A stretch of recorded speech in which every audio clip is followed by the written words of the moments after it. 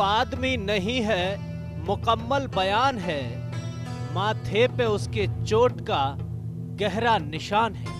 वे कर रहे हैं इश्क पे संजीदा गुफ्तगू, मैं क्या बताऊं, मेरा कहीं और ध्यान है। वो आदमी मिला था मुझे उसकी बात से, ऐसा लगा कि वो भी बहुत बेजुबान है। लोग हमें कहते हैं हमारी दुआ लोगों के लिए लागते हैं, पर बात ये है हम अल्लाह की, चाहे हिंदुओं के लिए भगवान की, बहुत करीब है। करीब आप लोगों ने ही बनाए। अगर आप लोग हमें करीब ना करते तो आज इतनी इज्जत, इतनी रिस्पेक्ट आज शायद ही ना होती। इसलिए माँ बाप को, फैमिली को याद तो आते हैं, पर जी हाँ, वो भी बहुत बेजुबान है। हर शब्द में जिसके अजीब सी खामोशी है, जिसके मुस्कुराते चहकते चेहरे में गहरी मायूसी है, जिसका वजूद ऐसा मानो कोई वजूद ही ना हो, उसे देखकर लोग ठिठकते हैं, कौतूहल से देखते हैं, हंसते हैं, उसकी जिंदगी में ताक झांक करते हैं, लेकिन कोई नहीं झांकता उसके खालीपन में। आदाब, मैं आसिफ खान इस्तकबाल करता हूं आपके अपने खास प्रोग्राम अधूरी आस में। और अधूरी आस के आज के हमारे बहुत स्पेशल एपिसोड में हम आपको लेकर चलेंगे अजमेर की मोती कटला गली में। और इस गली के अंदर बहुत से राज छिपे हैं, वो आज हम आपको दिखाएंगे और जानेंगे करीब से कि क्या है अजमेर की मोती कटला गली के अंदर।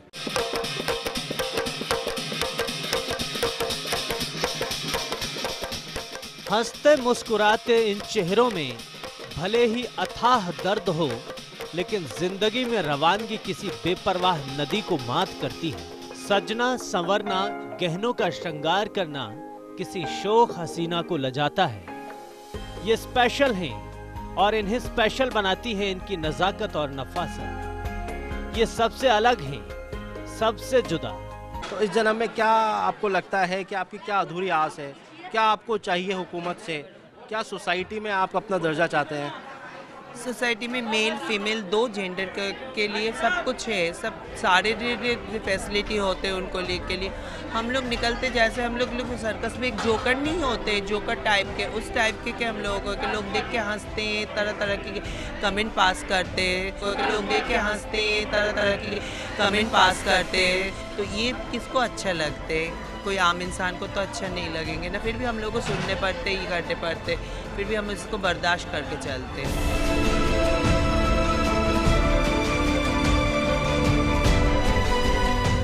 बुज़दिल किसको कहें, किसी में हिम्मत ही नहीं कि कोई उन्हें अपना कह सके। पराया अपना कैसे कहेगा? अपनों ने भी तो पराया ही किया है। अगर हमारे ऐसे पीठ में मार के बोला जाए ना कि आपके दिल में क्या है, जो मैं ही बोलूँगी, अगर आप उनसे पूछोगे वो भी वही बोलेगी कि उनका बचपन में ये बीता, इनके साथ ये ट्रेजेडी हुआ, इनका फैमिली में हुआ। Because family problem is a very big thing. हमारे में फैमिली प्रॉब्लम होते हैं, पर कोई लोग उस एग्ज़ाम से पास होके आगे बढ़ जाते हैं, कोई नहीं हो पाते हैं। पर हम तो उन्हीं का ही बच्चा है जिन्होंने हमें पैदा किया। हम तो कोई पेड़ से पैदा हुई नहीं। उनके चेहरे पर मेकअप है, श्रृंगार है, लबों पर दुआएं हैं, समाज के प्रति संवेदनाएं हैं। लेकिन समाज ने उसे क्या दिया है? परायापन, बेरुखी। लोग उसे हिकारत भरी नजरों से देखते हैं, कहीं छू न जाए दूर से बचकर निकलते हैं। वैसे तो समाज कई जाति और धर्मों में बटा है, लेकिन उसकी कोई जाति या मजहब नहीं। वो चाहे जिस कोख से पैदा हुआ हो, वो पैदाइशी अछूत है। समाज बदले तो उसकी किस्मत पल भर में बदल जाए, लेकिन समाज बदलेगा इसी आस में कई युग बीत चुके हैं। त्रेता, द्वापर, कलयुग उसकी तकदीर नहीं बदल पाए, और आज भी बाकी है उसकी अधूरी आस।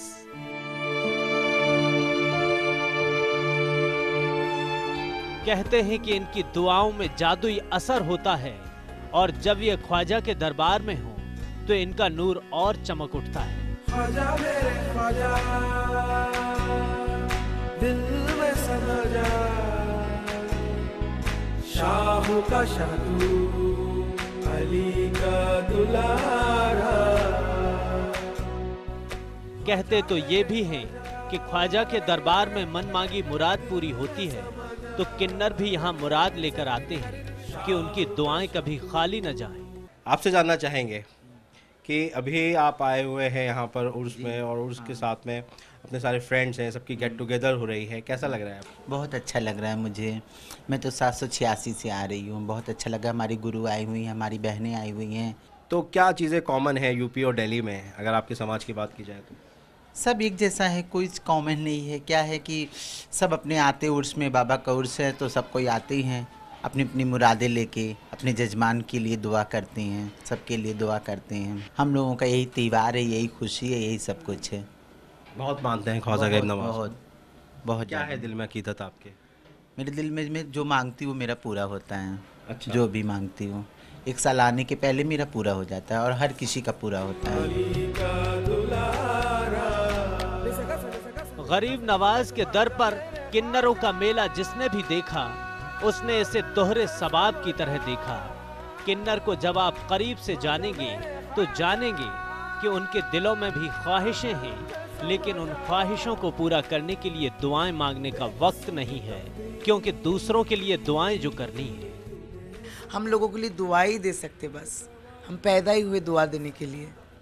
इसलिए मैं आज भी इंशाल्लाह मैं दुआ करती हूँ सब लोग आबाद ही रहे, खुशी रहे। आपकी खुशी से अगर हमें इतना सा खुशी दे दोगे तो आपका कमी नहीं होंगे। सबको दुआ देते हो और खुद के लिए क्या दुआ मांगते हो?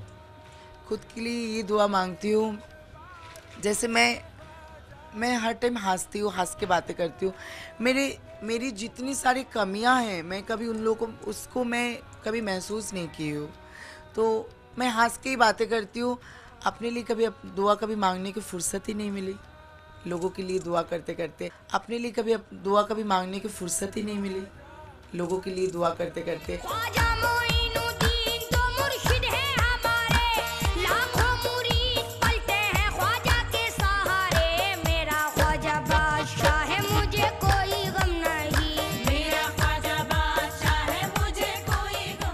काश इन्हें भी ख्वाहिशें पूरी करने वाला कल्पताल मिल जाता, लेकिन इनका जन्म इनके लिए नहीं हुआ है। इनकी ख्वाहिशों के जमाने में कोई जगह ही नहीं है। किन्नर इस शब्द के हमारी जिंदगी में क्या मायने हैं, मायने हैं भी या नहीं, किन्नर को हम सिर्फ 2-3 वजहों से जानते हैं। कुछ खास मौकों पर घर में आकर नेक मांगने और दुआएं देने तक ही हमारी जिंदगी में एक किन्नर की अहमियत है।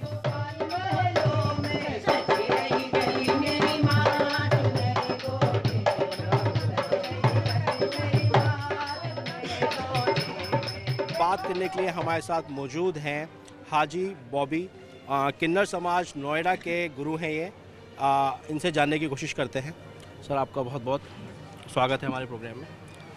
आपसे जानना चाहेंगे हम कि किन्नर समाज उर्स के दौरान अजमेर शरीफ में आते हैं, बहुत संख्या में आते हैं, तादाद में आते हैं, क्या रीज़न है उसके पीछे? बस यही बच्चे वालों के लिए दुआएं मांगते हैं। ठीक, बच्चों वाले के लिए दुआएं मांगना कि किसी की औलाद नहीं उसे औलाद मिले। ठीक, जो रोजी रोज़गार नहीं किसी को उसे रोजी रोज़गार मिले, कोई कर्जदार उसका कर्ज माफ़ हो, वही बच्चों वालों के लिए दुआएं मांगते हैं। और उन्हीं के पैसे से जो चद्दरें चढ़ाते हैं, नियाज कराते हैं, सब कुछ करवाते हैं। इनके बारे में हम जितना जानते हैं उससे कहीं ज्यादा गलत फहमियां पाले बैठे हैं। हमने कभी साहस नहीं किया किन्नर को गले लगाने का, उन्हें अपनाने का, उन्हें थोड़ा सा ही सही अपनेपन का एहसास कराने का। कोई नहीं चाहता अपनों से दूर रहकर कबीलों जैसी जिंदगी, जहां अपनेपन के लिए कोई जगह ही ना हो। समाज ने शायद इनकी वो हालत की है कि किन्नर खुद दुआ करता है कि उनकी आबादी ना बढ़े, कभी कोई किन्नर पैदा ना हो। क्या आस्था है आपके यहाँ पर ख्वाजा गरीब नवाज? आस्था तो दिल में होता है। हम इतने सालों से आते थे कि हमेशा हमारे जो भी मन की मन्नतें हो या ये हो, सबकी पूरा करते ख्वाजा गरीब नवाज साहब। और ऊपर से हम बच्चे वालों के लिए दुआ करते थे, क्योंकि हम तो दुआ के लिए ही बने हैं ना, हम दुआ करते हैं।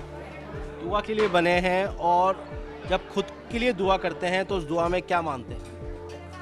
खुद के लिए दुआ करते हैं कि हम अगले जन्म हमारे अच्छा हो, और हम इस जन्म में जितने भी हमारी ज़िंदगी है कि सबके लिए हम अच्छा कर सके, कि सबके को हो, किसी किसी को कितने भी लोग हैं जिसको एक टाइम का खाना भी नहीं होता है, हम उनके लिए भी दुआ करते हैं कि भगवान उनको भी दे, खाजा न सब उनको भी दे।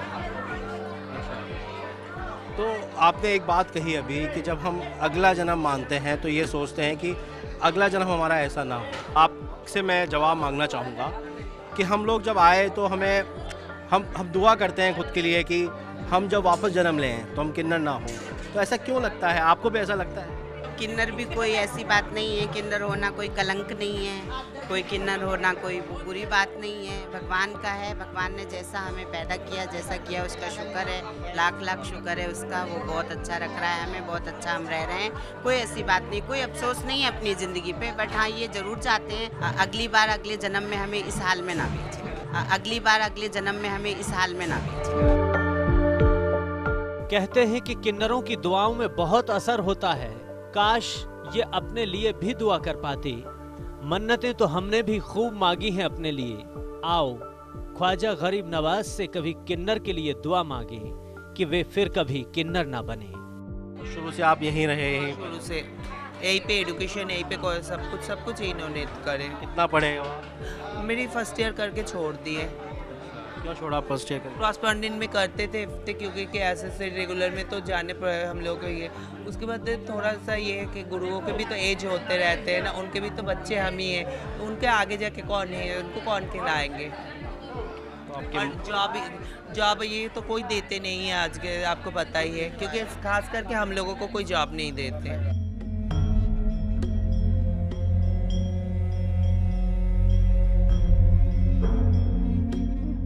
यहाँ भी कुछ बुत हैं बेहद खूबसूरत, लेकिन बिल्कुल बेजान, बेसबब, बेखबर, बेवजह। इनकी आंखों में खूबसूरती तो है, लेकिन जज्बात नजर नहीं आते। आंखों का पानी भी किसी रेगिस्तान के कुएं की तरह सूख चुका है। इनकी नजरें भी उन निगाहों को तलाशती हैं जिनमें इनके लिए हिकारत ना हो। इनकी लड़खड़ाती जुबां भी एक प्यार का नगमा गुनगुनाना चाहती है। एक प्यार का नगमा है, मौजों की रवानी है, जिंदगी और कुछ भी नहीं, तेरी मेरी कहानी है। एक प्यार का नगमा है, तू धारे नदिया की, मैं तेरा किनारा हूँ, तू मेरा सहारा है, मैं तेरा सहारा हूँ, आँखों में समंदर है।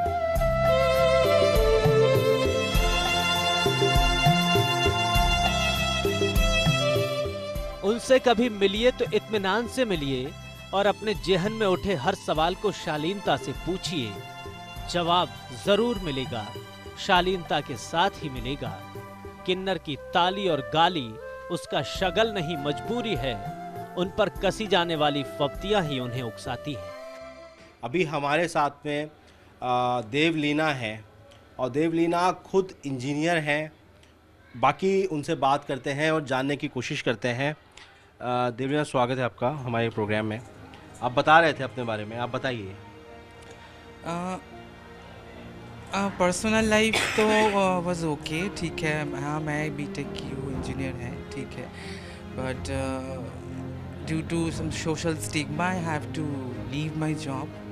आप बता रहे थे सोसाइटी है, सोसाइटी की वजह से छोड़ना पड़ा जो मैं कर रही थी। इट्स वेरी नेचुरल, आप लोग सभी जानते हो। देखो, चाहे जितने भी तुम हो, हम लोग सब इतने हैं, पढ़े लिखे हैं, जो भी है। मेरी एक अरमान थी कि चलो वॉट एवर आई एम, किन्नर, मेल, फीमेल, जो भी, सबका हम लोग इंसान है। मैं खुद पर्सनली नहीं समझती कि दिस इज़ द किन्नर community, this is the normal community, this is that community. No, it's a one community, we all are human beings, है ना। हम लोग सब इंसान हैं।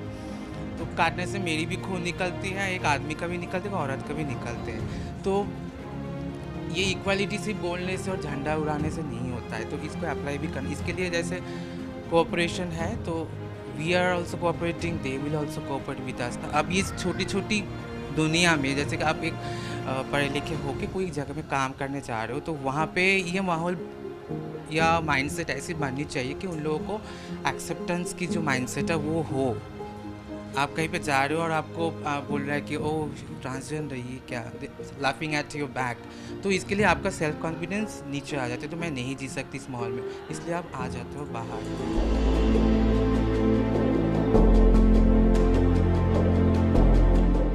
भले ही समाज में उनकी स्वीकार्यता उतनी नहीं है जितनी की होनी चाहिए, लेकिन किन्नर खुद को समाज से अलग नहीं देखते।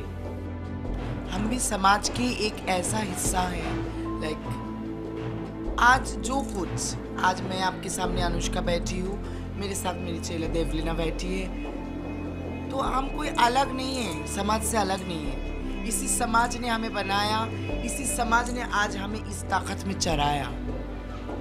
ये समाज ही, अगर समाज हमें समझौता के साथ लेके चले तो वो जो दूर की अंधेरा गली है उसकी निशाना हम खुद ढूंढ के लाएंगे। जैसे हम अपने रिवाजों में मशगूल हैं, वो भी अपने रिवाज इसी शिद्दत से निभाते हैं। किन्नरों की गुरु परंपरा भी उतनी ही अनूठी है।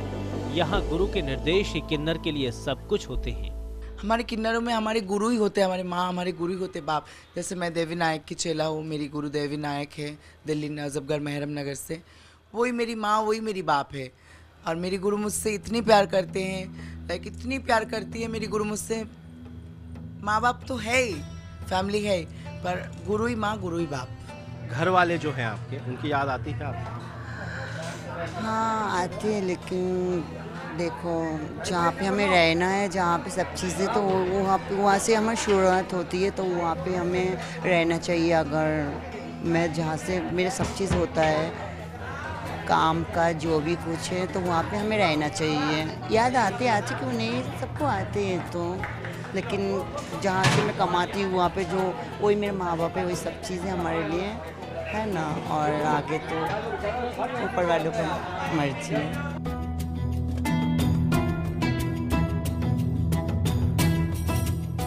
किन्नरों की अपनी एक पूरी की पूरी दुनिया होती है, सबसे अलग और शायद सबसे अनूठी। We have a very good society। तो इसके लिए, इसके बारे में ना आजकल के ज़माने के लोग जान गए हैं। तो ये रिस्पेक्ट, ये इज्जत जो 377 अभी लागू हुआ है, उसी के लिए तो हमारी गवर्नमेंट, हमारी सरकार हमारे साथ है। तो मैं यही बोल सकती हूँ, और क्या। और जैसे आप बोल रहे थे 377 में भी हमें बहुत हेल्प हुआ है। ये तो मैं बहुत इज्जत, बहुत जो रेस्पेक्ट, जैसे अभी किन्नर शादी भी कर सकते हैं। पर्सनली मैं तो नहीं कर सकती तो ऐसे। शादी करने का मन है? शादी करने का मन है, अगर मैं बोलूँगी नहीं थी ये झूठ होगी, पर अब नहीं है। क्या किसी से प्यार करते? हाँ, प्यार मैं किसी से की थी, पर सक्सेस नहीं हूँ। ऐसा क्यों होता है? ऐसा क्यों सक्सेस नहीं हो पाता? ऐसे सक्सेस नहीं हो पाते इसीलिए कि हर एक इंसान सोचते हम अपना घर बसाएंगे, पर ऊपर वाले की निर्देश, ऊपर वाले के आदेश ऐसा है कि हम किसी का घर नहीं बसा सकते। हम लोगों के लिए दुआ ही दे सकते, बस हम पैदा ही हुए दुआ देने के लिए। जब अपने छोड़ देते हैं तो ये उनसे रिश्ते जोड़ लेते हैं जिन्हें ये पहले कभी नहीं जानते थे। तमीज और तजुर्बा इन्हें अनुशासन देता है, संवेदनाएं भावनाओं को जगाती हैं और इन सब से मिलकर किन्नर की दुनिया बस जाती है। हमारे किन्नर में तो मैं पहले ही बोल चुकी हूँ, हमारे किन्नर में रिश्ता बनते हैं, हम बनाते आए हैं और बनाते जाएंगे। ठीक है। कहाँ से आती है, मुझे समझ में नहीं आ रहा। एक्चुअली कुछ बनावटी नहीं है ना, बनावटी नहीं, कोई बनावटी नहीं। एक्चुअली हमारे क्या होते हैं ना, किन्नरों में तमीज़ और तजुर्बे जो हमारे गुरु सिखाते हैं, तमीज़ और तजुर्बा, वो शायद ही कोई लाइक जैसे होते हैं कोई बहुत अच्छी फैमिली, हम इधर हमारे जो समाज में होते हैं बहुत पैसे वाले लोग होते हैं, पर सबसे ज़्यादा चीज़ की जो ज़रूरी है वो तमीज़ और तजुर्बा, जो हमारे गुरु हमें सिखाते तजुर्बा। हम जाते हैं लोगों के घर में जा रहे हैं, हम लोगों की बच्चे होने से खुशियों में हम लेके आ रहे हैं, तो हम तमीज़ तजुर्बे से नहीं बोलेंगे तो लोग हमें जानते हैं। तीसरे जेंडर का होने पर जिन्हें उनके अपने खुद से दूर कर देते हैं, उन्हें किन्नर समाज पनाह देता है। इनके समाज के कुछ कायदे कानून भी होते हैं जिन पर अमल करना लाजमी है। ये सभी परिवार की तरह एक गुरु की पनाह में रहते हैं। ये गुरु अपने साथ रहने वाले सभी किन्नरों को पनाह, सुरक्षा और उनकी हर जरूरत को पूरा करते हैं। सभी किन्नर जो भी कमाकर लाते हैं अपने गुरु को देते हैं, फिर गुरु हर एक को उसकी कमाई और जरूरत के मुताबिक पैसा देते हैं। बाकी बचे पैसे को सभी के मुस्तकबिल के लिए रख लिया जाता है। गुरु के लिए अदब और गुरु की बात पर अमल किन्नर की जिंदगी का अहम मकसद है। ख्वाजा के दर पर जायरीनों की आमद हुई है। सभी सजदा करने आए हैं। इनमें कोई औरत है, कोई आदमी, लेकिन सबकी निगाहें टिकी हैं तो उन पर जिन्हें औरत या आदमी की पहचान ही न मिल सकी। लोग इन्हें किन्नर कहते हैं। किन्नर यानी जिनमें मर्दाने और जनाने दोनों ही लक्षण मिलते हों, लेकिन मुकम्मल तौर पर उनकी पहचान इन दोनों में से कोई नहीं। किन्नर ने ख्वाजा के दर पर जब सजदा किया तो भी यही दुआ निकली कि हिंदुस्तान जिए, हिंदुस्तान तरक्की करे, मुल्क में अमन चैन हो, देश में शांति हो, अमन हो, चैन हो देश में कि देशवासी हर टाइम में खुश रहे, कहीं उसको बाहर के दुश्मनों का उनके ऊपर परछाई भी ना पड़े। हम शांति अमन चाहते हैं देश में। मैं उनके बारे में बोलना चाहती हूँ जिन लोग जो 40 जवान इस देश के लिए जान कुर्बान किया। मैं उनके लिए एक बार सल्यूट करती हूँ। मैं इंशाल्लाह दुआ करती हूँ उनके लिए, उनके परिवार के लिए कि उन लोग खुश रहे और ऊपर वाला उनको इतना खुशियाँ दे, इतना खुशियाँ दे, इतना खुशियाँ दे। अगर मुझे कुछ दे दिया और कुछ देने वाला है तो वो मुझे ना दे के उनको दे दे। आमीन। मेरे लिए दुआ है सब को, हम हिंदुस्तान में सब खुश रहे, सबके लिए दुआ करती हूँ। मैं 15 साल से आती हूँ, मुझे बहुत सुकून है। गरीब नवाज की साल की उर्स की इंतज़ार होती है, बस यही चद्दर उधर पेश करते सबके लिए दुआ करती हूँ। तमन्ना की तमन्ना मुल्क के लिए है, अपने लिए क्या। दुनिया को दुआएं देने वालों को अपने लिए क्या चाहिए। बस लोगों का प्यार मिले वही काफी है। वैसे थर्ड जेंडर तो पूरी दुनिया में पाए जाते हैं, तो दक्षिण एशिया में इनकी एक तारीख रही है, लेकिन हर दौर में इन्हें हिकारत की नजरों से ही देखा गया है। राजा महाराजाओं के दौर में इन्हें दरबार में नाचने गाने के लिए रखा जाता था। मुगलों के दौर में ये कनीजों के पहरेदार हुआ करते थे, लेकिन हर तारीख में किन्नर के हिस्से में रुसवाई ही आई है। इज्जत किसी भी दौर में नसीब नहीं हुई। शादी ब्याह में नाच गाकर या किसी बच्चे की पैदाइश पर जश्न मनाकर ये अपनी कमाई करते हैं। माना जाता है कि जिस परिवार को किन्नर समाज दुआ देता है वो खूब फलता फूलता है। पुराने दौर में लोग इनके काम का पैसा निकालते थे और इनकी झोली भरते थे।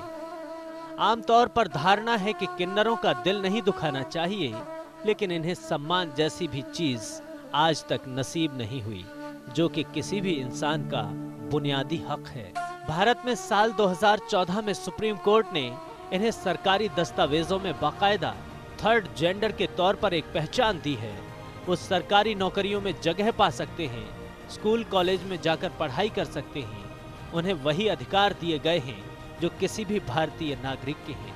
अदालत ने अपना काम कर दिया, लेकिन कुछ काम हमें और आपको भी करना है। किन्नर को अपनाना है, समाज में उनका हक दिलाना है। किन्नर को तालीम देनी है, किन्नर को नौकरी देनी है, किन्नर को मुख्य धारा में लाना है, तभी पूरी होगी किन्नर की अधूरी आस। अजमेर की मोती कटला वाली गली में हम ये सोचकर पहुंचे थे कि किन्नर समाज के बारे में कुछ जानने की कोशिश करेंगे, लेकिन जितना जानने की कोशिश की उतना ये समझ में आया कि समाज का ये तबका आखिर मेन तबके से दूर क्यों रहता है, और शायद अगर दूर रहता भी है तो शायद सही करता है, क्योंकि जितना हमने समझा जाना उतना ये समझ में आया कि इनके समाज में आज भी बड़ों की इज्जत है, एक दूसरे से प्यार और मोहब्बत है। अपने गुरु की जिस तरह वो इज़्ज़त करते हैं, वो देखने वाली बात है। इसके साथ ही इनके अंदर आपसी प्यार मोहब्बत आज भी बचा है। बेहद प्यार और मोहब्बत के साथ ये मिलजुल कर रहते हैं, दूसरों को दुआ देते हैं, खुद के लिए दुआ करना भूल जाते हैं। लेकिन सोचना ये ज़रूरी है कि आज की दुनिया में भी इनको आखिर किस चीज़ की कमी है कि आज भी ये एक दूरी बनाए हुए बैठे हैं। अधूरी आस में आज हमने जानने की कोशिश की किन्नर समाज के बारे में और हम काफ़ी हद तक कामयाब भी हुए। लेकिन इस कामयाबी को हम कुछ अलग तरीके से देखते हैं। शायद हमारे इस प्रोग्राम से आप लोगों को ये समझ में आए कि ये समाज का तबका किस तरह अपनी ज़िंदगी गुज़र बसर कर रहा है।